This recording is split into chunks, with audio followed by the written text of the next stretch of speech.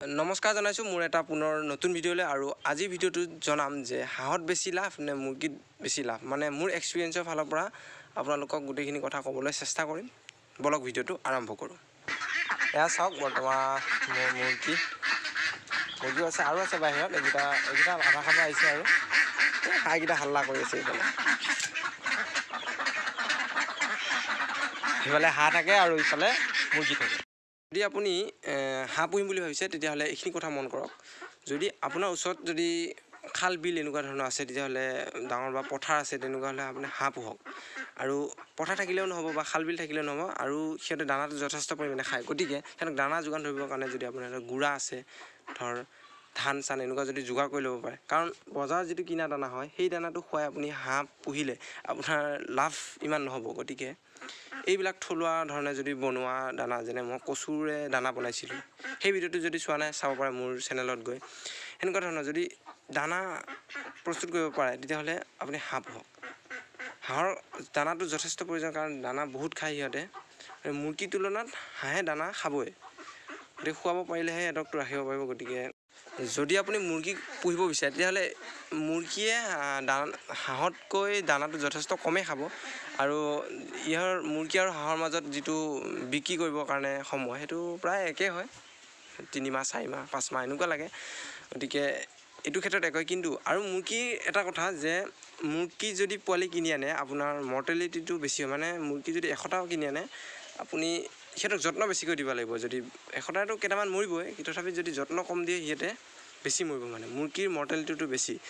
আৰু মুৰ্গীৰ তুলনাত হাঁহৰ মৰ্টেলিটিটো কম হয় মানে হাঁহ অলপ কমকৈ মৰে যিহেতু মই আনিছিলোঁ 50টা হাঁহ তাৰে 2টাহে মৰিছিল আৰু বাকীকেইটা গোটেইকেইটা বাচিছিল গতিকে আৰু মুৰ্গীও আনিছিলোঁ মুৰ্গীটো বাৰু মোৰ বেমাৰৰ কাৰণে মই ইমান ঔষধ ব্যৱহাৰ কৰিব জনা নাছিলোঁ গতিকে মুৰ্গী যথেষ্ট মৰিল সেইটো বাৰু নকওঁ বিশেষকৈ পোৱালি অৱস্থাত হাঁহৰ তুলনাত মানে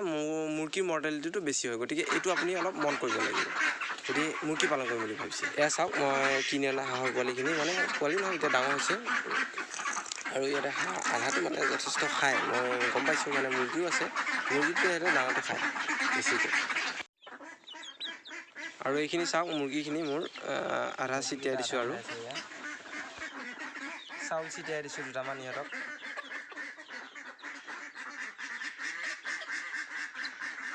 আৰু এতিয়া কথা পাতিম দামৰ ওপৰত মানে মুৰ্গী আৰু হাঁহৰ দামটো প্ৰায় মুৰ্গীৰ দামটো হাঁহতকৈ বেছি বুলি মই ভাবোঁ কাৰণ মুৰ্গী যেতিয়া দাম থাকে যিহেতু হাঁহৰ ছিজন নাথাকে আৰু সেইকাৰণে হাঁহৰ মাংসটো যিহেতু গৰম হয় গতিকে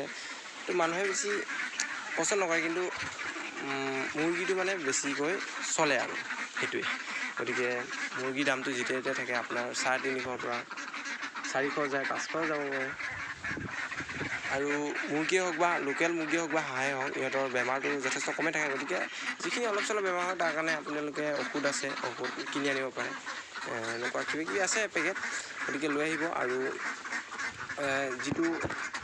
মহামাৰী হিচাপে আহে এটা ছিজন বছৰত আহে কেতিয়াবা সেইটো বাৰু বাদ দিয়ক সেইটো হ'লেতো হাঁহো মৰিব আৰু মুৰ্গীও মৰিব সেইটো ভিটামিনৰ ক্ষেত্ৰত আপুনি মুৰ্গীক ভিটামিন খুৱাব পাৰে আনি ডাঙৰ হ'ব সোনকালে আৰু কিন্তু হাঁহক কোনো ভিটামিনৰ প্ৰয়োজন নাই বুলি মই ভাবোঁ গতিকে আজি ভিডিঅ'টো ইমানেই আছিল আৰু মই ভাবোঁ আপোনালোকে